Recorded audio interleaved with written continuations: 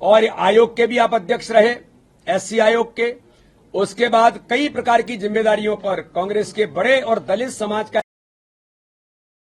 क्षेत्र के, तो विंध्य और बुंदेलखंड आज दोनों का एक संयोग यहां पर बना है।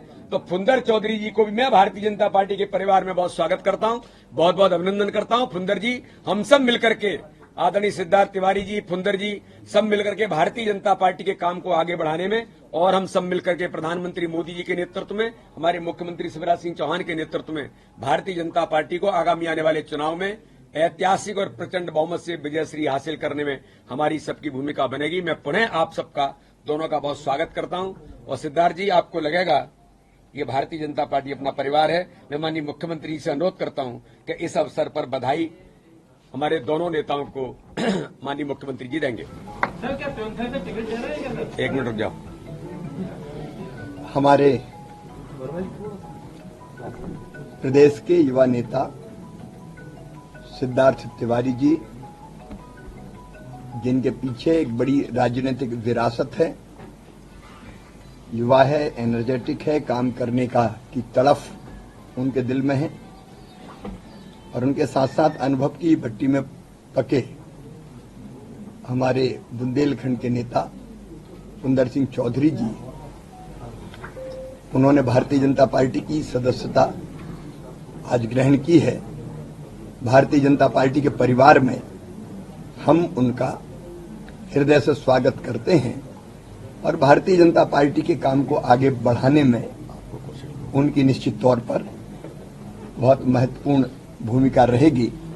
हम दोनों अपने नेताओं का हृदय से स्वागत करते हैं भारतीय जनता पार्टी के परिवार में।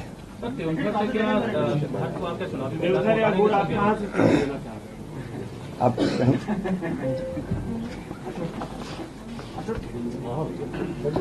सभी मीडिया के साथियों को मेरा प्रणाम। बैठिए, एक बार कुर्सी करवा दो उधर से। साथियों,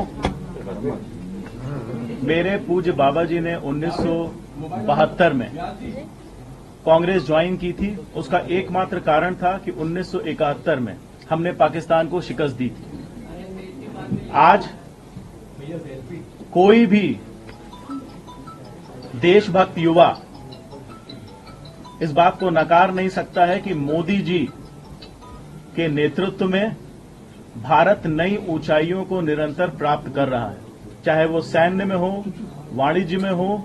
आज सब जगह विश्व में हमारी तूती बोलती है, और मैं मोदी जी के नेतृत्व से, भारतीय जनता पार्टी की विचारधारा से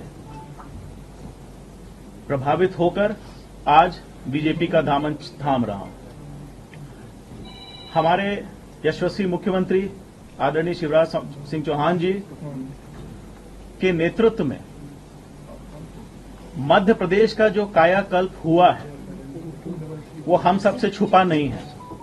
2003 की सड़कें हमें याद हैं, और 2023 के हाईवे हम देख रहे हैं।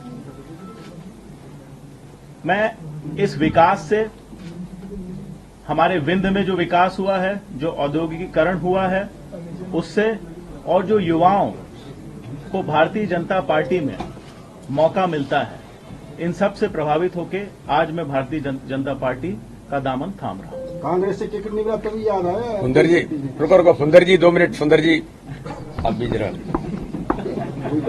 रुको। जवाब दो। परम सम्मानीय हमारे प्रदेश बीजेपी के मुखिया अध्यक्ष महोदय, सम्मानीय हमारे लोकप्रिय मुख्यमंत्री जी, माननीय मुख्यमंत्री जी, सम्मानीय सिद्धार्थ भैया, सम्मानीय सभी मीडिया भाइयों, सबको मैं प्रणाम करता हूं।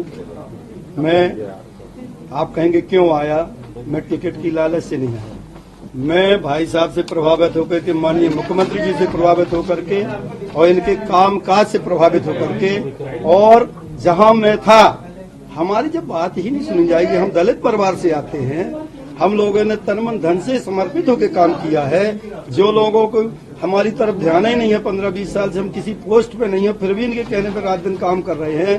फोन लगाते, कोई फोन सुनने वाला नहीं है, तो हम कैसे रहें कांग्रेस में, जब वहाँ कोई काम भी नहीं बताता, ना कोई कुछ काम है वहाँ। तो अब मैं ये कह नहीं सकता आप लोगों के सामने कि कैसे टिकट बांटे जाते हो, क्या होता है। सर्वे में आप पता कर लीजिए, मेरा पहला नाम था। क्यों नहीं टिकट मिला? क्योंकि मेरे पास पैसा नहीं है, मैं गरीब आदमी हूँ।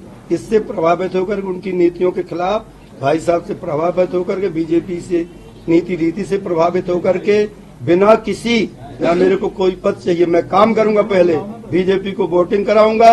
इसके बाद मैं भाई साहब से सभी से निवेदन करना चाहूंगा कि हमारे सम्मान में, हमारी आन शान में, हमारे लोगों के सभी के उसमें और कमी नहीं आना चाहिए, ना हमें टिकट चाहिए। नहीं, जब हम काम करेंगे तो आप अपने आप। हमारे पन्ना जिले के अध्यक्ष महोदय भी आए हैं, इनको भी प्रणाम करता हूँ। हमारे गौतम जी हैं, उनको, हमारे गर्ग जी, सभी मेरे साथी हैं। भैया सिद्धार्थ जी, मैं भी आपके बब्बा जी के साथ काम कर चुका हूँ। आप सबको प्रणाम करता हूँ और आपके परिवार में हृदय से सम्मिलित हूँ। धन्यवाद। मित्रों, कांग्रेस में काम बटे हुए हैं। गालियां खाने की पावर ऑफ अटॉर्नी भी दी गई है और श्री कमलनाथ जी ने खुद खुलासा किया है कि गाली खाने की पावर ऑफ अटॉर्नी उन्होंने दिग्विजय सिंह जी को दे रखी, जो अभी तक वैलिड है। अब मैं कमलनाथ जी से पूछना चाहता हूं कि ऐसा काम ही क्यों करते हो कि गाली खाना पड़े, और गाली खाना पड़े तो खुद ना खाएं, दूसरे को पावर ऑफ अटॉर्नी दे दें। ऐसे ही सरकार चलाने की पावर ऑफ अटॉर्नी भी इन्हें श्री दिग्विजय सिंह जी को ही दे रखी थी। तो पहले भी बंटा ढार हुआ और बाद में भी बंटा ढार ही हो गया। अब कांग्रेस का बंटा ढार हो गया। उस समय जब सरकार चलाई दिग्विजय जी ने, उस समय भी मध्य प्रदेश की जो दुर्गति हुई वो जनता को पता है। लेकिन अद्भुत है ये कांग्रेस और धन्य है इसके नेता, ये गालियां खाने की पावर ऑफ अटॉर्नी भी देते हैं। धन्यवाद सबको, धन्यवाद, बहुत बहुत धन्यवाद।